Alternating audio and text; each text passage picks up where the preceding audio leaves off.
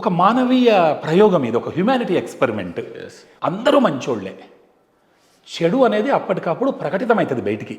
నేను చాలా ఇంటర్వ్యూస్లో చెప్పాను ఏంటంటే, మజ్జిగలో వెన్న ఉంటుందా, చిలికే వాడికి చిలకటం రావాలి.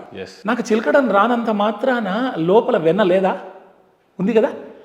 అలా మనం అందులో ప్రపంచంలో సమాజంలో ఉండే మంచిని బయటకు తీసే నైపుణ్యం రావాలి. ఇప్పుడు ఆ స్కిల్ లేదు మనం చాలామందికి. దాన్ని మానవీయ నైపుణ్యం, సాఫ్ట్ స్కిల్ అంటున్నాం.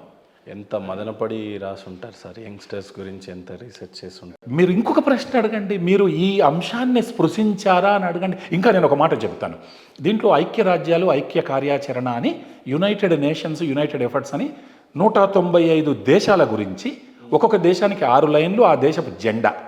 సో నేను మొదటి 2 లైన్లు పూర్వ వైభవం ఆ దేశం, నెక్స్ట్ 2 లైన్లు నేను రాసే టైంలో ఆ దేశంలో తాండవిస్తున్న 1-2 సమస్యలు. సూపర్. చివరి 2 లైన్లు ఒక కవిగా దానికి సొల్యూషన్ ఏంటని, ఆఫ్ఘనిస్తాన్ నుంచి జింబాబ్వే దాకా 6 లైన్లు దేశపు రంగురంగుల జెండా. ఇలా 195 దేశాలకి నేను 195 × 6 లైన్లు రాశా. పాకిస్తాన్ని కూడా మానవీయ కోణంలో చూస్తే ఎత్తైన పర్వతాలు, అందమైన నదులు, వాళ్ళకున్న హెరిటేజ్లు కావచ్చు, వాళ్ళకున్న ఆస్తిపాస్తులు అన్నీ వదిలేసి ఈరోజు చీకటి నీడలు కమ్ముకొని అసూయ, అసహ్యం, గొడవలు, తీవ్రవాదులు, ఈ మానవ బాంబుల్ని, తర్వాత ఈ తీవ్రవాదులను ఎక్కువగా పెంపొందించి ఈరోజు సతమతమవుతున్న దేశం. నిజంగానే శాంతి గురించి సార్ మీరు అన్నట్టుగా పాకిస్తాన్ని ఒక ప్రధాని చేతిలో కూడా పెడితే ఆ దేశం యొక్క గర్వత్వాన్ని ఆ 6 లైన్లో మీరు చెప్పినప్పుడు, ఈ పుస్తకంకున్న ఒక గ్రేట్ థింగ్ ఏంటంటే, ఇప్పుడు ఒక ఫార్మర్ గురించి రాయాలంటే 70 పేజీలు కాదు, యాక్చువల్లీ 1000 పేజీలు రాసిన తక్కువ. అలాంటిది ఒక్క పేజీలో ఇమ్మడించడానికి నిజంగా మీ బ్రెయిన్కి సైల్యూట్ సార్. అయితే ఇక్కడ ఇంకో మంచి విషయం చెప్పుకోవాలి మహేందర్ గారు. అంటే మన గొప్పతనం, మన సోదర దేశం, మన పొరుగు దేశం అయిన పాకిస్తాన్ గురించి 6 లైన్లు ఇక్కడ చూద్దాము. రిసైట్ చేస్తున్నాను.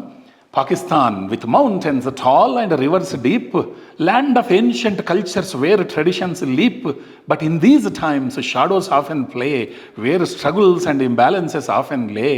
With wisdom and unity we must persist, crafting a land where peace and hope exist. Aha. With mountains tall and rivers deep, ఎత్తైన కొండలు, రైట్, ఎంతో అందమైనటువంటి నదుల ప్రవాహం చేత ఆ scenic beauty, land of ancient cultures, ఆ పురాతన సంప్రదాయాలు, వేర్ ట్రెడిషన్స్ లీప్, ఒకదాన్ని మించిన ఒక గొప్ప సంప్రదాయం.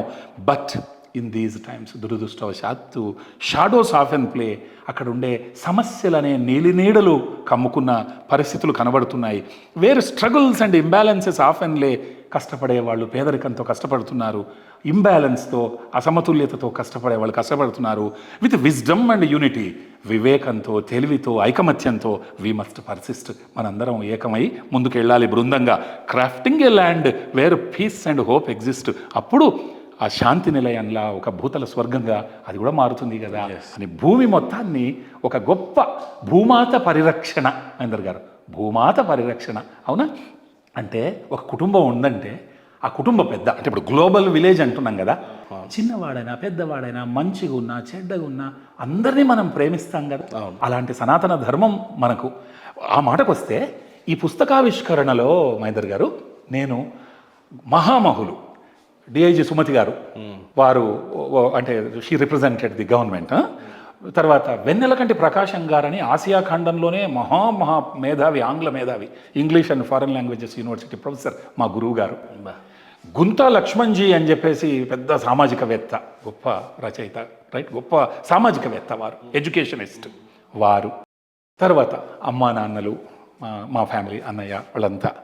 తర్వాత నాకు చిన్నప్పటి నుంచి క్రీడలలో అప్పటి శంకర్ దయాళ్ శర్మ గారి రాష్ట్రపతితో అవార్డు ఇప్పించడానికి కారకులైన నా ఫిజికల్ డైరెక్టర్ స్కూల్లో ఎస్కే నిజాముద్దీన్ గారు, మా గురువు గారు. ఇలా మహామహులను, జేకే భారవి గారు, బహుముఖ ప్రజ్ఞాశాలి దర్శకులు, వీళ్ళందరూ దీన్ని రివ్యూ చేశారు. అంటే నాకు అవార్డు రావడానికి కారణం మా గురువు గారు, ఫర్ ఎగ్జాంపుల్ ఎస్కే నిజాముద్దీన్ గారు. అలాంటి ఇంకా చాలామంది ఉన్నారు మహామహులు, ఆళ్వార్ గారు, చాలామంది గురువులు ఉన్నారు. వెన్నెలకంటి ప్రకాశం గారు, లంక ఆదినారాయణ గారు, సుమితారాయ్ మేడం, వీళ్ళంతా నా గురువులు. అసలు అలా పేర్లు చెప్పుకుంటూ పోతే మనకు టైం సరిపోదు. ఇలాంటి వాళ్ళందరూ ఏదైతే సంస్కారం నేర్పారో చిన్నప్పటి నుంచి ఆ సంస్కారాన్ని ప్రదర్శించడం మన ధర్మం, గ్రేట్నెస్ కాదు, అది మన బాధ్యత. అలా వాళ్ళందరి ఆశీర్వచనాలు తీసుకుంటూ దీన్ని ఐక్యరాజ్య సమితి దినోత్సవం రోజు చూడండి అసలు ఎలాంటి గురువులు నాకు ఉన్నారు, ఎలా నేర్పించారో ఆ సంస్కారాన్ని ఇందులో ఎలా నిబిడీకృతం చేయడం జరిగింది అని చెప్పడానికి నాకు తెలిసి నా జన్మ ధన్యమనే భావించాను ఆ రోజు.